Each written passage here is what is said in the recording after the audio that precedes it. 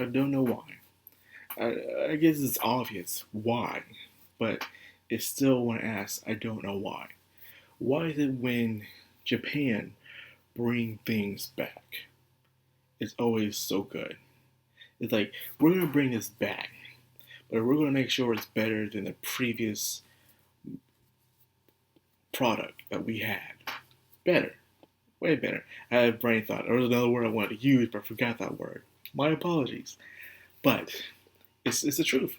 Every time, I remember in the past as a kid, we wish certain shows and cartoons and games would come back here in the West. We like, oh yeah, that'd be nice, that'd be cool, that'd be awesome. They bring it back, but it's like a corpse of a shadow of his former self, and it's just terrible.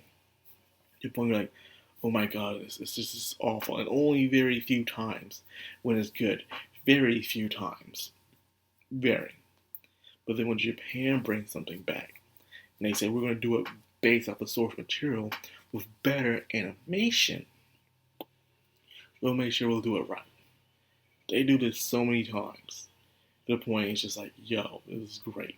You know, it started with Full Metal Alchemist. It started with stuff like Fruits Baskets, Hellsing, you know, and plenty of others as well. But now we have one that I didn't expect to come back, but yet here we are, man. Here we are. Um, and that is Spice and Wolf. You know, Spice and Wolf is a very loved light novel. Very loved. Even for an anime, it's very loved. For the atmosphere, the settings, and the chemistry of the characters is something to crave for. It truly is. You know Ryuk from Deadpool? I mean, Death Note? Ryuk from Deadpool. Imagine Ryuk as Deadpool. But no. You know Ryuk from Death Note and how he loved apples. Now imagine someone who loves apples just as much as he does.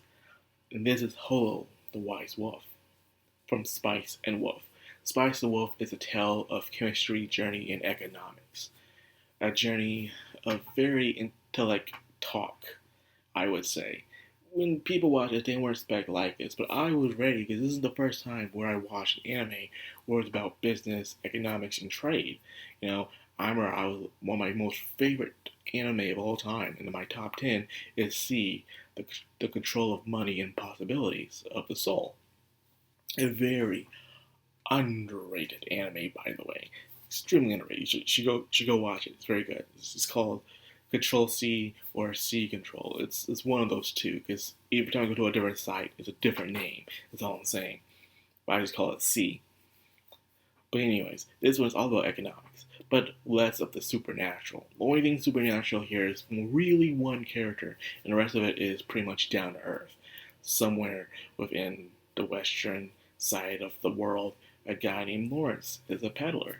He goes around keeping up to date with the economic trades and selling goods and gathering intel from word of mouth and, of course, consumer confidence. Until one day he goes back to his hometown and they're doing the traditional holiday of the wolf. They have a great harvest. At that night, he finds a very beautiful figure with a tail and ears of a wolf. And her name is Holo. Holo, the wise wolf. And she wishes to go on a journey with him to the north to see if there's others of her kind. And as this journey goes on, they learn more about each other.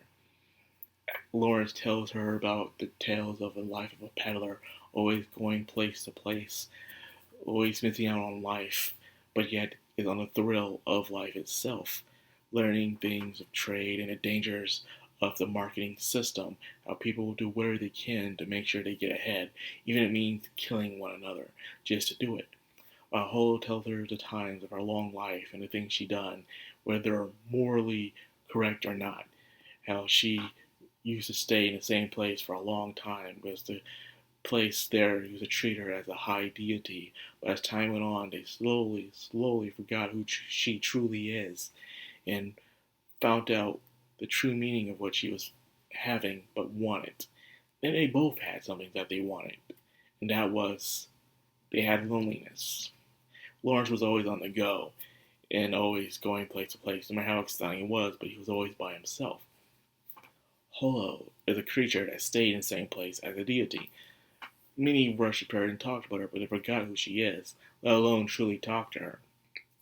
And it's to the point where she felt loneliness. They felt loneliness in their own different ways. But by meeting each other and going on this journey, they found what they always wanted: company. They wanted some good company. And there they talk. They talk of their tales. They talk of their ideologies, their thesis, and all those good things. And they go place to place, learning more about trade, religion, and so many other things as well. How the value of something can drop and rise at the blink of an eye through the place you go to, even through word of mouth. People don't want to associate yourself with you if you have an item but you have bad wording on you. Meaning someone's talking crap about you and now no one wants to buy anything from you no matter how good the product is. I'm afraid that's just how it is in the world of business. And you must find a way to retaliate, to bounce back from that giant mess up, all I have to say. And it's interesting. It's the point that it became a lot of people's not just favorite anime, but also their favorite light novel, for how great the story and the characters are. A very simplistic tale of a journey going north. And just mainly just these two characters, and sometimes occurring characters. It shows how amazing this can be if you just have that strong, I do mean strong, chemistry with characters. And that's exactly what these two have.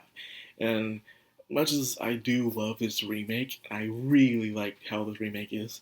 It's being animated by Studio Passion, the same people who's doing the last season of High School DxD, by the way. Studio Passion is mainly known for adding some perversion to their stuff, but so I've not seen it in this remake. And speaking of that, how do I feel about the art design?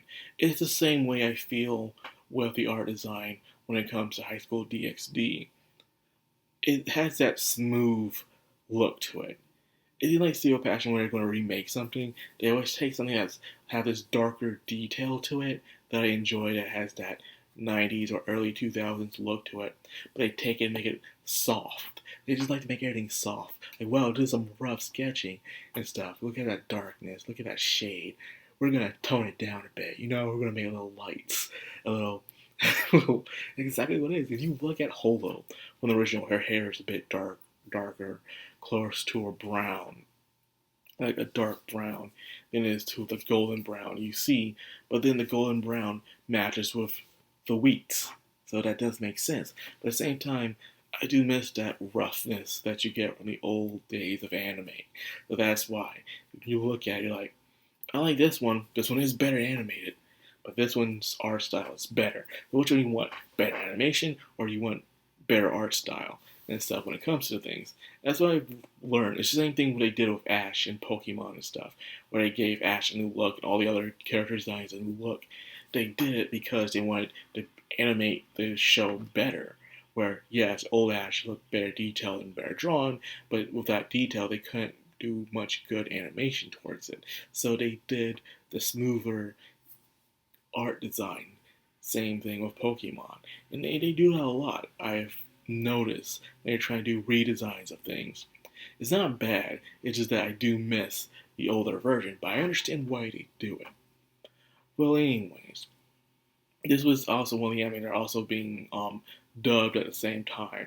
Not like episode from episode, but I believe it's 2 or 3 episodes behind when it comes to the dub of it. And most people do prefer the dubbing, and I do myself for the accents of the characters, especially the way Holo talks herself.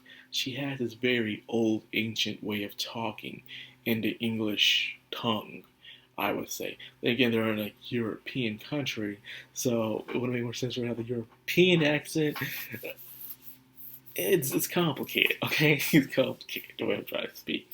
But it has the way she talks, and the way the others talk too. It's the reason why this is the anime I prefer watching through dub than it's through subs.